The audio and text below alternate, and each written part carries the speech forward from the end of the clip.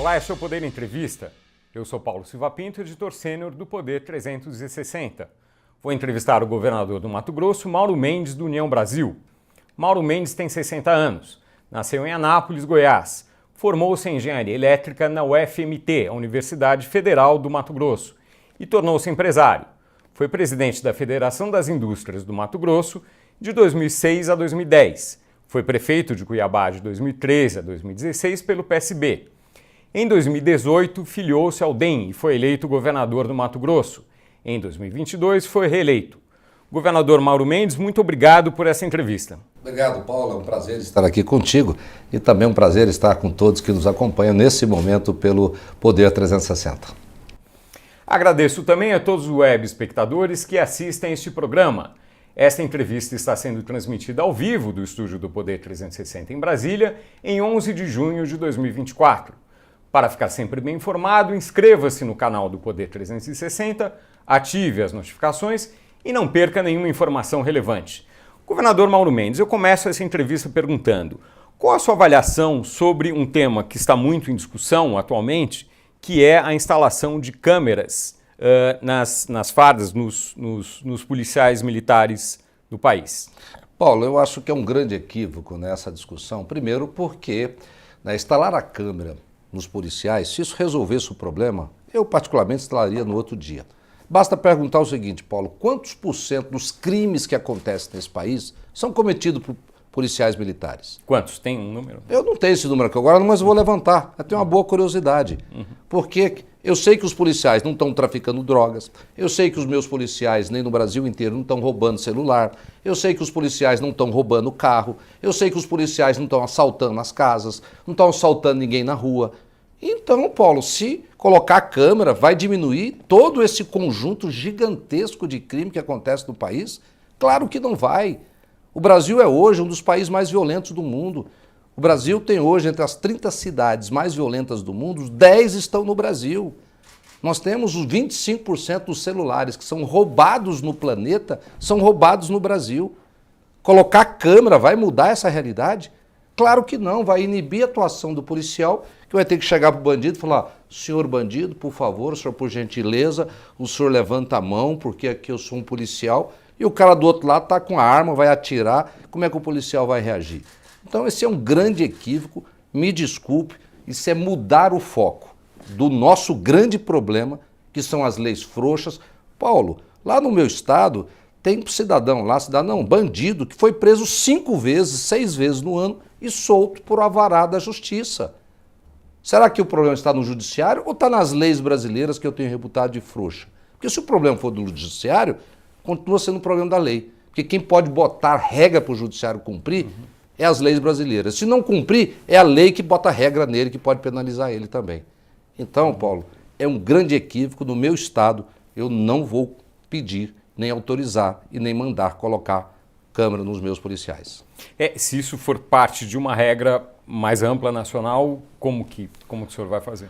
Paulo, se for uma lei nacional e eu for obrigado a fazer, eu vou resistir até a última gota do meu sangue, do meu suor. Mas eu espero que o Brasil não seja hipócrita, que a nossa sociedade, que o Congresso Nacional tenha clareza disso. Não podemos mudar o foco do problema.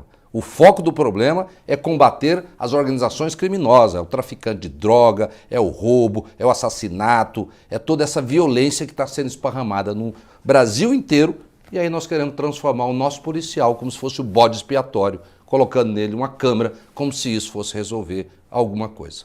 Como reduzir a criminalidade? É preciso, o senhor mencionou leis mais duras, punições mais duras, isso por si só resolve? São necessárias outras medidas? Paulo, é um conjunto de fatores. Nada na vida se resolve por uma única ação.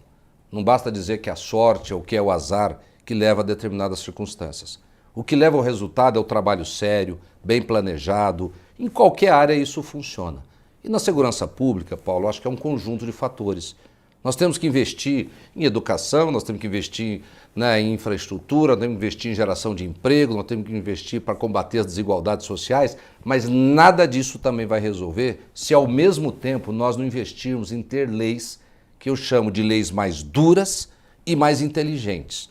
Porque lei duras e inteligentes, Paulo, ela muda o padrão de comportamento de uma sociedade. E eu vou dar um exemplo disso. Você deve saber que, todos nós sabemos, que você dirigir em alta velocidade na cidade, você vai ser multado, certo? Qual que é a multa se você está dirigindo em alta velocidade na cidade? R$100 e poucos. Não é isso? O que acontece, Paulo? A maioria das pessoas sabe que tem um semáforo, acelera, né? Chega perto do radar, desacelera e segue igual. Ou seja, essa multa criada por essa lei, ela não é inteligente, porque ela não está mudando o padrão de comportamento das pessoas. Vou usar o mesmo exemplo do trânsito.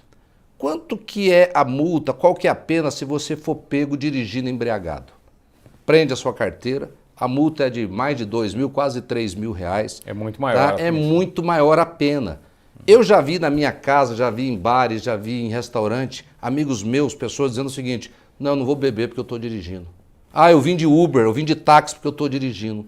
Então a lei inteligente, ela muda o padrão de comportamento de uma sociedade. Ela forja uma sociedade melhor. Infelizmente, hoje no Brasil, o bandido perdeu o medo da polícia, perdeu o medo da justiça. O bandido se orgulha em mostrar uma tornozeleira eletrônica, ele usa short em vez de usar uma calça para esconder. Os jovens na periferia têm como sonho de consumo entrar para algumas facções criminosas famosas no país e nós estamos, no Brasil inteiro, perdendo esse jogo. Se não houver um despertar rápido, consciente, maduro, sem muita presepada, sem conversa afiada e fazer um enfrentamento duro e inteligente, o Brasil vai virar um país do narcotráfico. Governador, mudando agora para a economia, o Mato Grosso tem atualmente, na medição mais recente, o segundo PIB por habitante, o segundo maior das unidades federais, o maior dos estados, né? Porque o maior é o Distrito Federal que vive de impostos federais. Isso se deve muito ao crescimento recente do estado. Vai continuar crescendo nesse ritmo? Olha, crescer quando você é pequeno sempre é mais fácil. O estado de Mato Grosso tem, ao longo de quase 20 anos, apresentado ritmos de crescimento, Paulo, próximo aos chineses lá, crescendo aí em torno de 8%, 10%, 6%, 11% ao ano nos últimos 20 anos. Esse crescimento permitiu que ao longo desse período nos transformássemos aí, né, uma história de mais de 40 anos, mas nos últimos anos crescemos muito fortemente e nos tornamos o maior produtor, né, do agronegócio brasileiro, sendo o maior produtor de soja, de milho, de algodão, de carne, de etanol de milho. A agropecuária é a primeira do Brasil, passou primeira, São Paulo, né? Nós somos hoje o VAB, né, o valor agregado bruto, né, o PIB agrícola do país, o maior é do Mato Grosso, o segundo é do Paraná e o estado de São Paulo vem em terceiro lugar. Então nós, né, temos uma grande potencialidade de continuar crescendo. Mato Grosso é um gigante do agro, é um gigante em preservação e, ao mesmo tempo, é um gigante em oportunidades. O estado de Mato Grosso tem muitas oportunidades para continuar crescendo no agro, crescendo na indústria, na industrialização. Basta dizer, Paulo, que o estado de Mato Grosso hoje é o estado brasileiro que tem a menor taxa de desemprego. Nós estamos praticamente vivendo o pleno emprego. Hoje é muito comum no nosso estado você ver as empresas, os empresários, todos reclamando por falta de mão de obra, tentando qualificar, tentando atrair mão de obra de outro estado para trabalhar em todas as áreas, mas principalmente na construção civil. Quais os desafios de desenvolvimento do Mato Grosso? Os desafios são grandes. O estado é um estado muito grande. O estado de Mato Grosso tem mais de 900 mil quilômetros quadrados. É um estado que é maior do que a França e a Alemanha juntos, por exemplo. É um estado que tem, né, uma dimensão territorial com 142 municípios, faz com que nós tenhamos muitas rodovias, nós temos a maior malha rodoviária estadual do país, são 32 mil quilômetros. Então um desafio grande é investimento em infraestrutura, um investimento...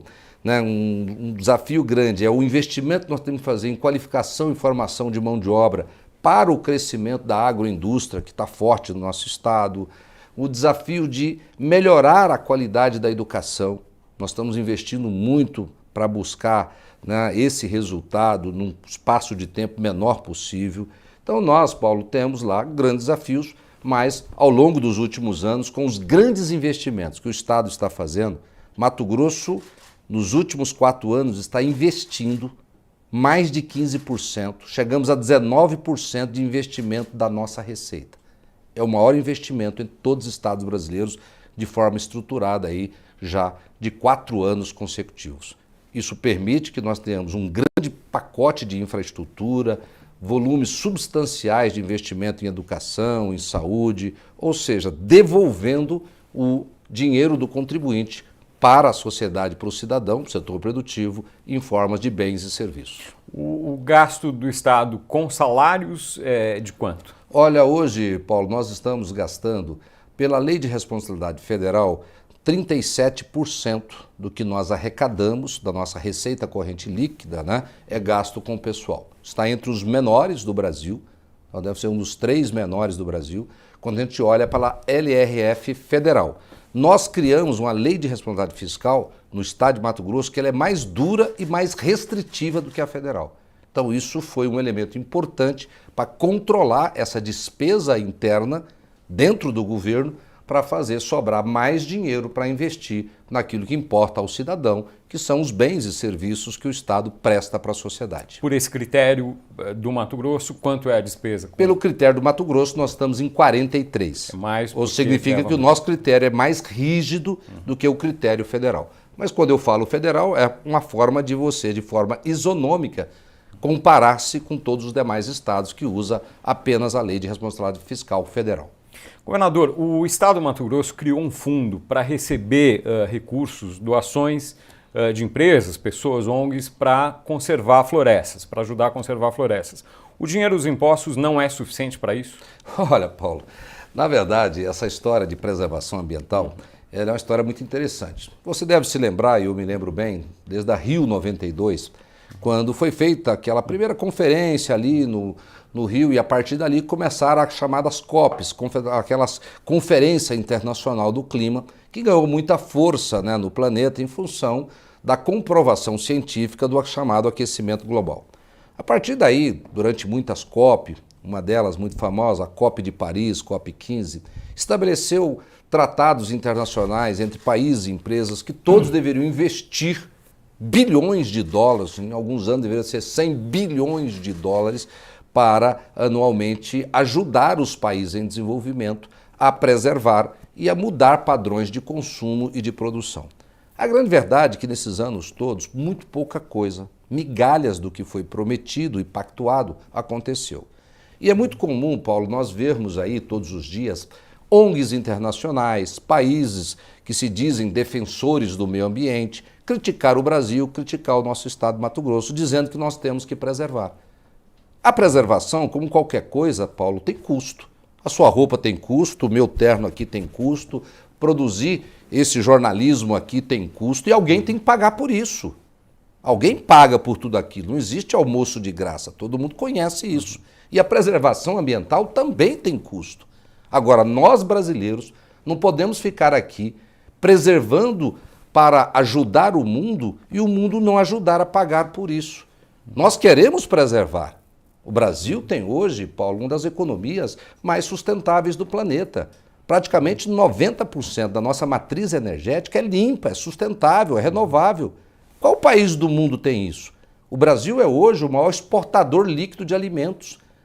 Hoje no mundo, 2 coisas são preocupações mundiais: segurança alimentar e a segurança climática. E as duas estão interrelacionadas, porque se houver um desequilíbrio no clima, pode comprometer a produção de alimentos. Então, Paulo, quando eu criei esse fundo, eu estou dizendo para o mundo, olha, vocês estão dizendo que querem ajudar, que querem preservar, então ajude a pagar essa conta. Está aqui um fundo, esse fundo só pode ser usado exclusivamente para preservar parques, criar parques, fazer preservação ambiental. Então, se vocês estão tão preocupados assim com o meio ambiente, pague a conta, ajude a pagar a conta. Eu não posso pegar o dinheiro da saúde do meu cidadão, da infraestrutura do meu cidadão, para comprar a área, pagar a área, preservar a área, para prestar um serviço para o mundo, enquanto o mundo está aumentando o uso de carvão, aumentando o uso do consumo de petróleo e continuando a vida deles lá como se nada tivesse acontecido e querer que nós brasileiros paguemos a conta da preservação e todo o custo que ela representa. O senhor acha que haverá efetivamente doações de empresas, de pessoas... Se não doar, Paulo, vamos desmascarar. a máscara vai cair. A máscara vai cair. Então é mentira que eles estão preocupados. Então não vem apontar o dedo para o Brasil, vem apontar o dedo para Mato Grosso, dizer o que nós temos que fazer. Nós queremos preservar, mas dentro daquilo que é a lei brasileira, que se chama Código Florestal. O Código Florestal, Paulo, é a lei ambiental mais restritiva do planeta. Agora, nós temos que fazer cumprir esse Código Florestal aqui no Brasil também. Por isso que eu tenho defendido, quando eu defendo lei duras para o criminoso, eu defendo lei dura nessa área ambiental também, Paulo. Porque existe no Brasil o chamado desmatamento ilegal. Todo mundo já ouviu falar disso. E ninguém é a favor disso, eu não sou, tenho certeza que você não é, e todos que estão nos acompanhando nesse momento no Poder 360 também não é favorável a isso. Porém, a gente vem convivendo com esse problema há muito tempo. E eu estou defendendo que se aplique ao desmatador ilegal, aquele que descumprir a lei, o mesmo tratamento que está lá no artigo 243 da Constituição. O que diz o artigo 243? Se você plantar maconha ou produzir cocaína numa propriedade rural, o que acontece? Perde a terra. Não é isso? Está escrito lá. Lei dura, não é, Paulo? Você ouviu falar dos últimos 10 anos, alguém que perdeu a terra no Brasil, que foi noticiado que a Polícia Federal, alguma força de segurança encontrou um plantio de maconha ou cocaína no Brasil nos últimos 10 anos? Não. Não. Eu também não ouvi. Por quê? Lei dura e lei inteligente. Lei dura e inteligente mudou o padrão de comportamento. No Brasil não se produz mais. Claro, estão trazendo agora da Bolívia, estão trazendo de outros países aqui na América do Sul, mas no Brasil parou a produção. Mas em relação ao desmatamento, obviamente legal, a gente não está falando da supressão vegetal legal, o desmatamento ilegal, há leniência na sua avaliação? Não há leniência. No estado de Mato Grosso, pelo menos não há, Paulo. No estado de Mato Grosso, nós investimos todos os anos mais de 70 milhões de reais por ano para combater o desmatamento ilegal, para combater as queimadas ilegais, para combater esse tipo de ilegalidade. Mas no Brasil, o senhor acha que há leniência? Eu não posso dizer isso porque eu não conheço muito bem, eu não vou ser irresponsável aqui de acusar o governador A, B ou C ou até mesmo o governo federal. Entretanto, no Brasil existe uma cultura de que pode praticar alguns crimes e que não vai dar nada não. Não é verdade? Essa cultura da impunidade está presente em todas as áreas. O bandido acha que não vai ser preso não tem medo da justiça não tem medo da polícia. Não é verdade? Então, o produtor lá, o pequeno, o médio, não importa o tamanho dele, perdeu o medo da lei também. Ele acha que vai lá, que vai desmatar e que não vai ser pego. No nosso estado, Paulo, nós temos um sistema de monitoramento via satélite que em 24 horas eu detecto qualquer desmatamento de 1 hectare. 1 hectare para cima que você fizer, um dia passa a imagem de satélite, no outro dia passa, cruza a imagem num dia, quando o dia anterior o sistema faz essa identificação toda via sistema e aponta os alertas dizendo aonde está tendo um desmatamento. Quantos alertas? Imediatamente nós acionamos a fiscalização, ou pegamos o número do CAR, o telefone, ligamos, opa, cidadão, nós estamos vendo que ali, naquela porteira ali, à direita, você começou o movimento de desmatamento lá. O cara fica até meio desesperado. Mas mesmo assim, tem algumas pessoas que fazem, porque o estado muito grande, até que a gente consiga chegar lá, até que você mobiliza uma tropa, um batalhão, uma fiscalização que tem que ir armado com um policial, 2, 3 dias para chegar, em regiões muito distantes, o cara já desmatou 10, 15 hectares com um trator, 2, 3 tratores de esteira, por isso que chega lá, se dá a gente remove, se não dá a gente destrói, porque a lei assim o permite. Governador, um caso concreto, a Justiça Estadual no Mato Grosso, isso foi noticiado recentemente, anulou a criação do Parque do Cristalino, Parque Estadual do Cristalino, na divisa ali com o Pará, com o estado do Pará. O estado do Mato Grosso não recorreu, enfim, o Ministério Público Estadual recorreu, mas o estado não. Caberia recurso nesse caso? Não caberia? O senhor tem uma avaliação sobre isso? Paulo, tem que entender bem o problema, né? Quando fala assim, o estado não recorreu, parece que o estado está sendo negligente. O estado propôs uma conciliação. Por quê, Paulo? Porque a anulação ela aconteceu porque o Estado, lá atrás, há mais de 20 anos atrás, quando criou esse parque, não seguiu corretamente aquilo que determina a lei. Ora, se a lei existe e permite criar um parque, tem que seguir os procedimentos da lei. Se não cumpriu a lei, vai passar por cima agora? Não, foi o que o Judiciário fez. Olha, infelizmente, lá atrás, mais de 20 anos atrás, o Estado, na criação daquele parque, não seguiu os procedimentos corretos. Se você tem uma fazenda, Paulo, lá no Mato Grosso, e eu resolver criar um parque lá, eu posso. Só que eu vou ter que seguir todos os procedimentos que a lei determina para criar esse parque lá dentro da sua fazenda. Um deles, eu tenho que pagar pela sua terra, porque a terra é sua. E aí eu tenho que desapropriar, te indenizar, tenho que fazer audiência pública. Isso não foi feito. E agora nós descobrimos, e eu não tinha essa informação, confesso, mas tive da minha assessoria, da secretaria que cuida dessa área, que aquela área, grande parte dela é área pública. Então nós estamos propondo uma conciliação, nós vamos ver como restabelecer de forma legal e definitiva, fazer as coisas corretas. Porque no Brasil é muito comum, na nossa cultura pública, e não só pública, né, fazer as coisas meio de qualquer jeito. Faz, depois vê como é que resolve lá na frente. Se der problema, resolve lá na frente. Então eu determinei a minha Procuradoria, a Secretaria de Meio Ambiente, que propusesse à Justiça Estadual uma conciliação. Parece-me que já foi aceito, o juiz estava analisando o pedido, e na conciliação nós vamos chamar produtores, quem está na área, dizer, olha, essa área aqui, grande parte dela é pública, então vocês não têm uso campeão em área pública, embora você esteja lá 20, 30 anos produzindo, meu amigo, sinto muito, você vai ter que sair dessa área e nós vamos manter toda a área que está intacta, que não foi antropizada, que não foi transformada em terra produtiva, nós vamos, e a grande maioria, deve ser uns 98, 95%, parece-me, do parque, nós vamos manter isso aqui como parque, porque eu, e tenho certeza, a grande maioria de todos nós, entendemos que preservação é algo também importante. O parque será criado. O parque será criado da forma correta e da forma que estabelece a lei brasileira. O senhor falou de indenização a fazendeiros, enfim, pessoas que têm propriedades. Tem muitas situações, eu não sei se no Mato Grosso, mas pelo Brasil, de grilagem ou de poceiros, que aí é outra coisa, quer dizer, o cara está ali produzindo, mas não há má fé. Como é que é isso na situação dessas áreas de preservação no Mato Grosso? Há algum tipo de poceiros ou de grilagem, enfim? Paulo, dentro dos chamados parques estaduais, no Mato Grosso nós temos hoje uma tolerância zero com qualquer tipo de invasão. O governo de Mato Grosso, o ano passado, quando houve essa ascensão da esquerda ao poder, estabeleceu-se nos diversos cantos do Brasil, principalmente ligado ao mundo do agronegócio, quem vive nas propriedades rurais, um medo de voltar àquele tempo onde o MST vivia aterrorizando muita gente, com várias invasões, e nós temos aí cenas épicas e históricas de grandes invasões realizadas no país.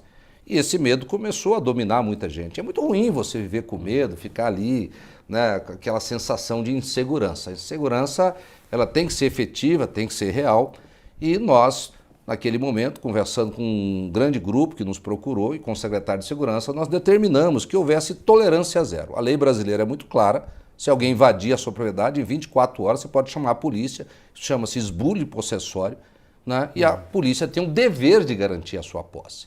Não importa se você tem escritura ou não, você tem uma posse, você mora naquela terra, você está ali há 5, 10, 20 anos, o Estado tem o dever de dar essa segurança e proteger você ou qualquer um. Não importa se seja grande, pequeno produtor, médio ou grande. Invadiu, a polícia vai lá e arranca, prende, leva para a prisão aqueles que resistirem a evacuar e deixar essa área. Houveram 36 invasões do início do ano passado até agora. Sabe quantas prosperaram, Paulo?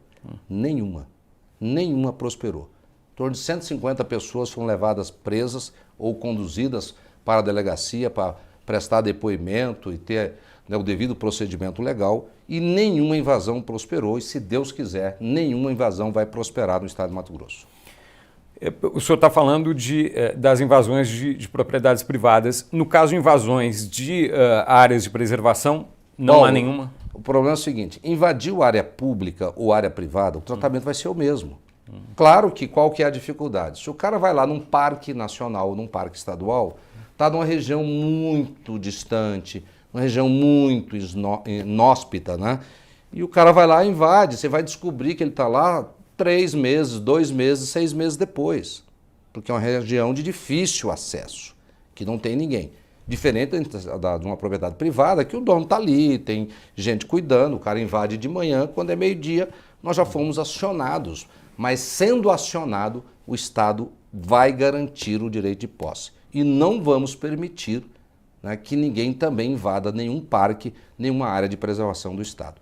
Neste caso, nós teríamos que entrar na justiça, porque já houve uma consolidação daquela chamar posse provisória, né, a justiça determinando todas as determinações judiciais de reintegração de posse nós estamos cumprindo, seja ela feita em área privada, pública ou parque.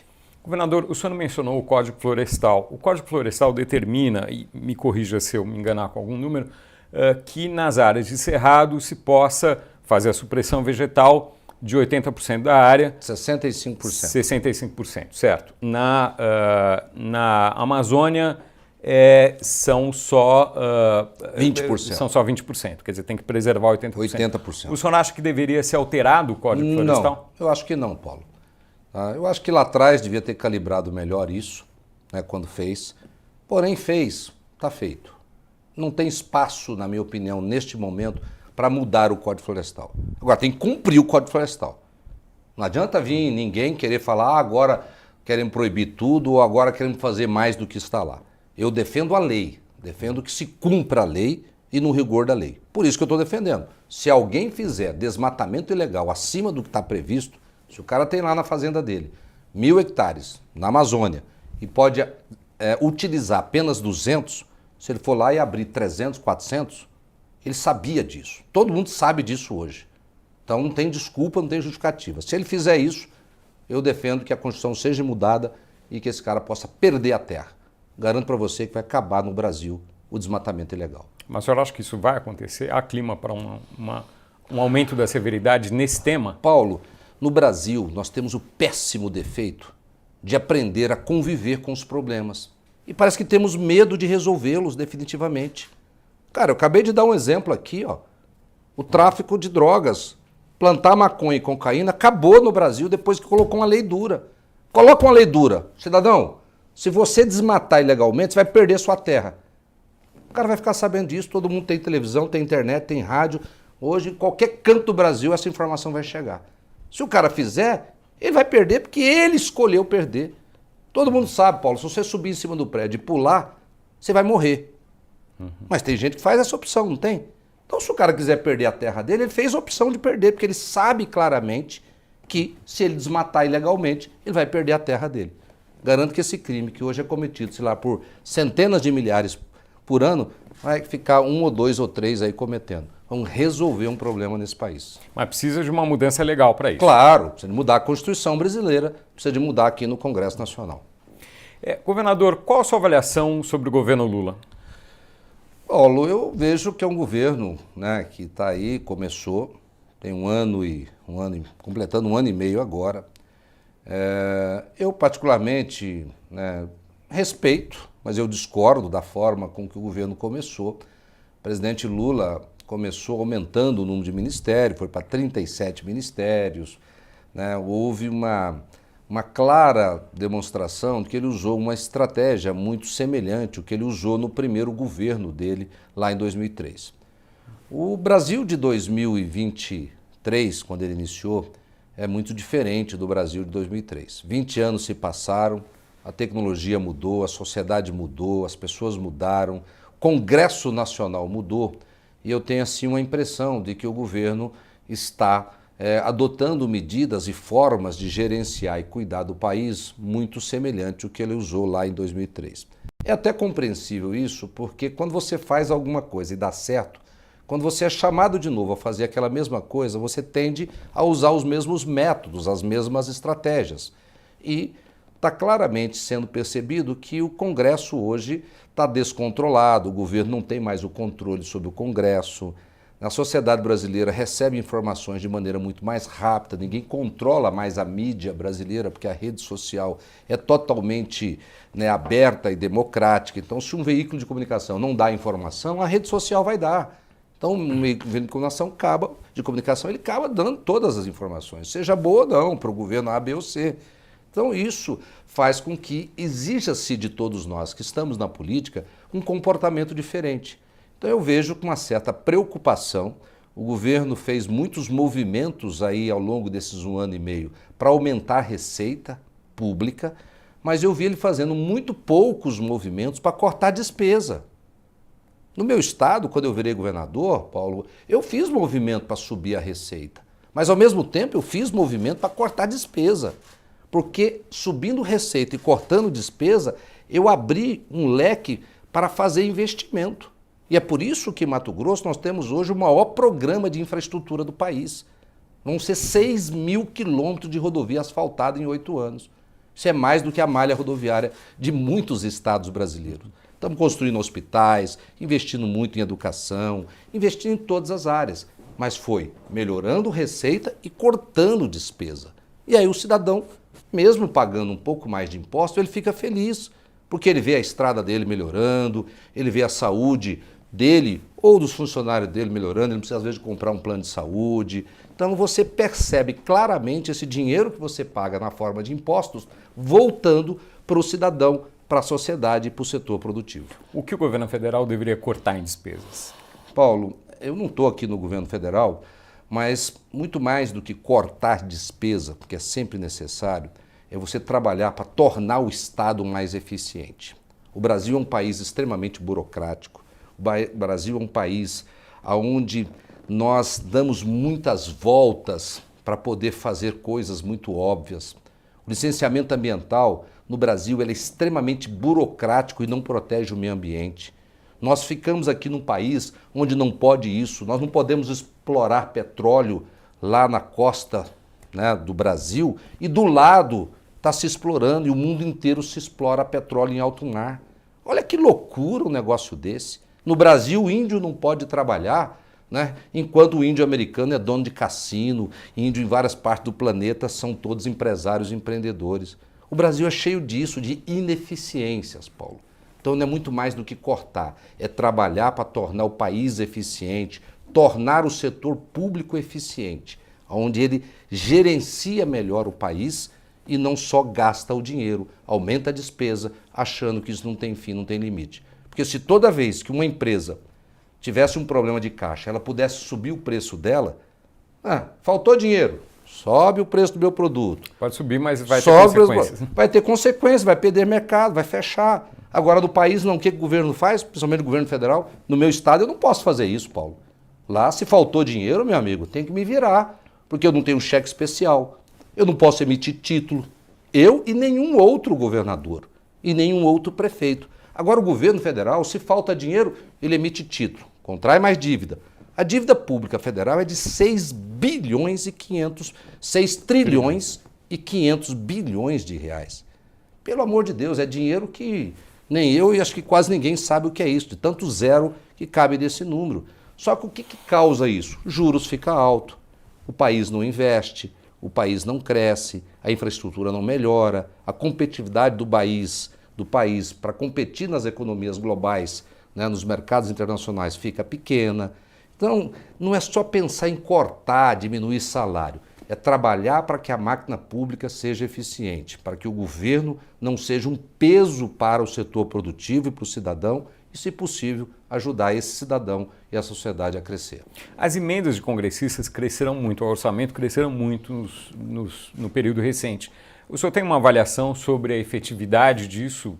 Baixa, Paulo, baixa efetividade, porque grande parte disso, distribuído de forma pulverizada, são 30, 40, a gente nunca sabe direito o número, toda hora tem uma nova negociação, aumenta um pouco, é para ser 30, para ser 40, vira 50.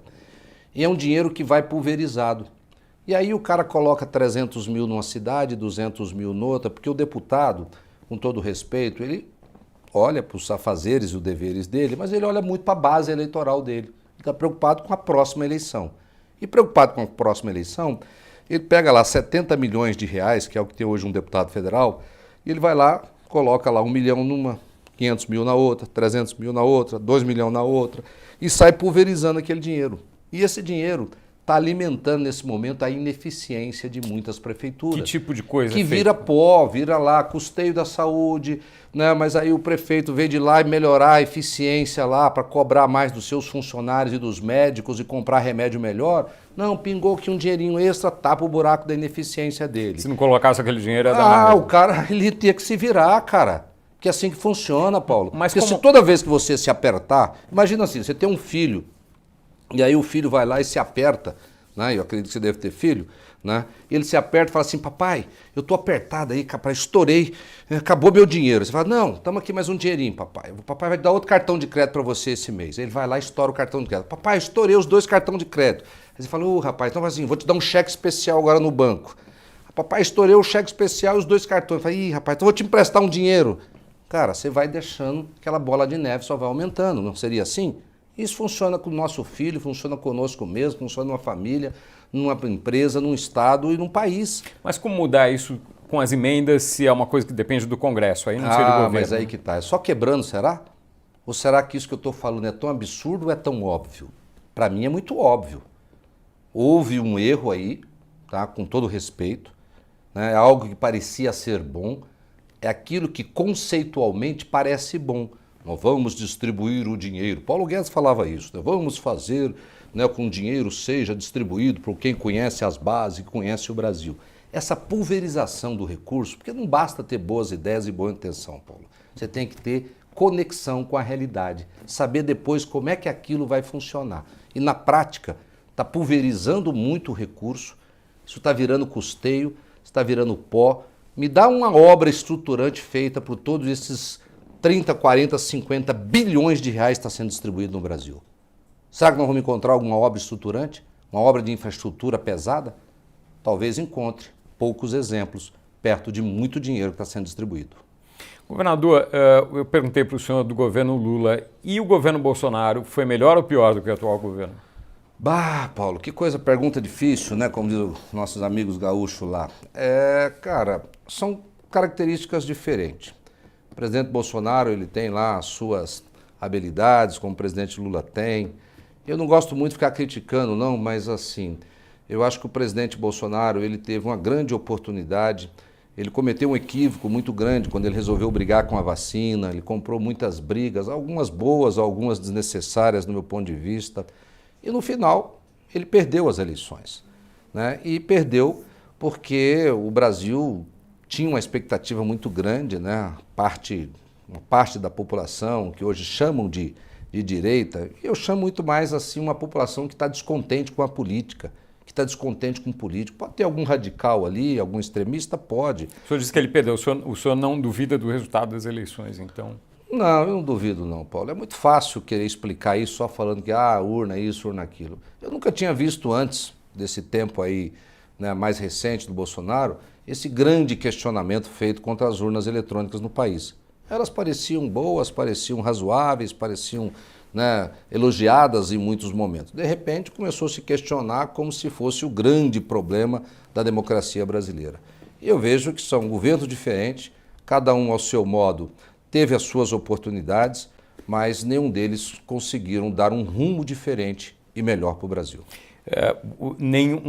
Algum melhor do que o outro ou não, na sua avaliação? É difícil fazer isso de forma simplista, né, Paulo? Porque quando você olha para o lado social, o presidente Lula, ele tende a ser um presidente que olha mais para o social. Entretanto, foi o presidente Bolsonaro que pegou o Bolsa Família de R$200 e mandou para R$600.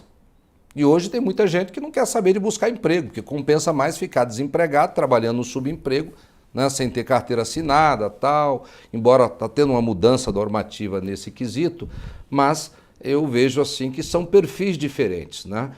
O governo do presidente Bolsonaro, principalmente pela atuação do Paulo Guedes, era um governo que tinha uma tendência mais liberal, pró-Estado, falava em buscar eficiência, mas pouco resultado nessa direção.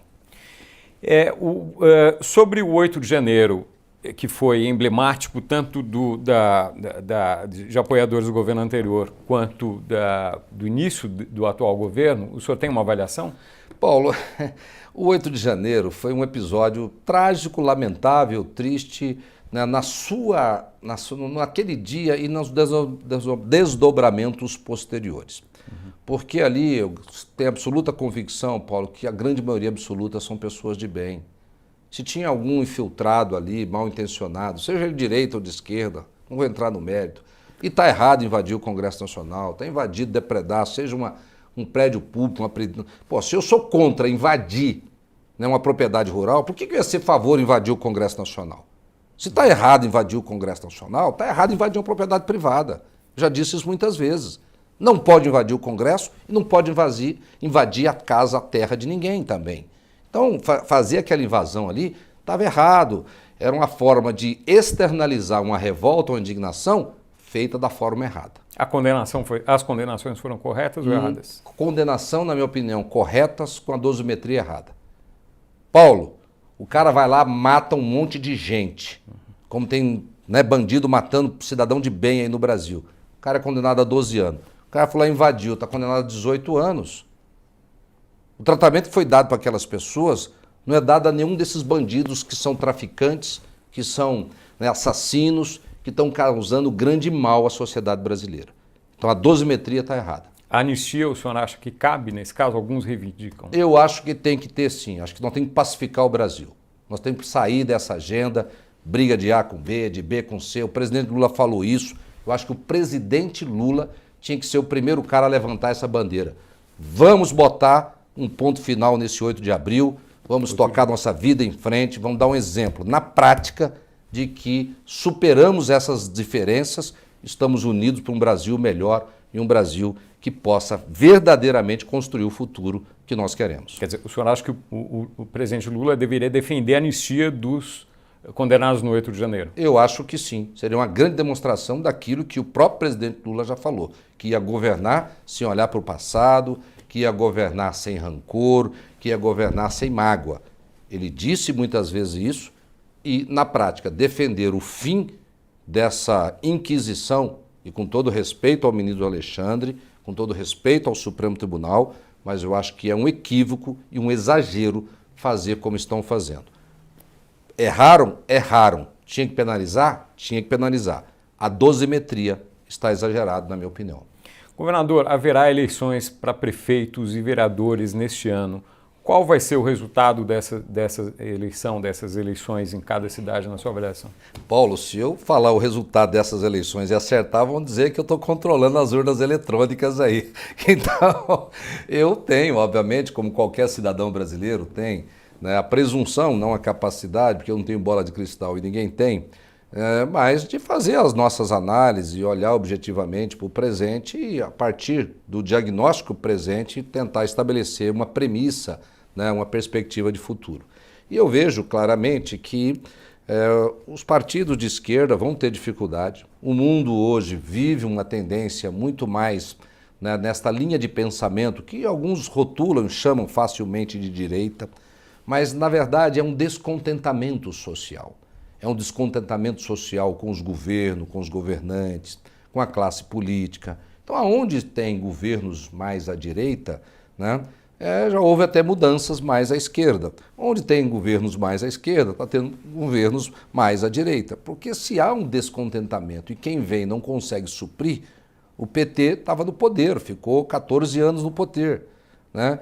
Veio ali uma transição com o Temer e aquilo não estava muito bem, apareceu o Bolsonaro, uma pessoa que, né, facilmente rotulada, como muitos fazem, à direita. Não houve um desempenho também muito bem, voltou à esquerda. Esse pêndulo entre chamada direita e esquerda, o Brasil está perdendo muita energia e não está encontrando o seu caminho para se tornar aquele país do futuro que eu cresci, provavelmente você cresceu, nós crescemos ouvindo dizer: o Brasil é o país do futuro, o Brasil é o país do futuro. Aonde está esse futuro? Olha lá para a Ásia, Paulo, o que está acontecendo na Ásia.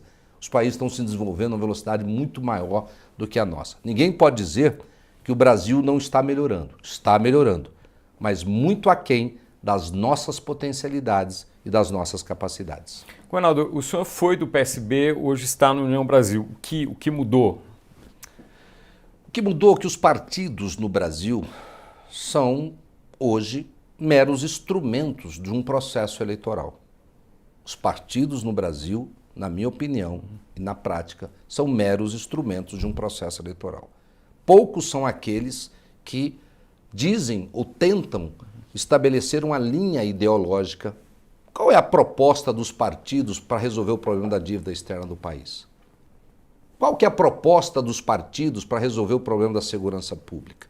Qual é a proposta dos partidos para tirar o Brasil da vergonhosa posição de estar chegando a ser a 8ª economia do planeta, está lá em 75º, ou seja, é o número 65 no Indicador Mundial de Educação, que é o PISA, que coloca o Brasil em 65 em matemática, em 62 em ciência e 52 em leitura.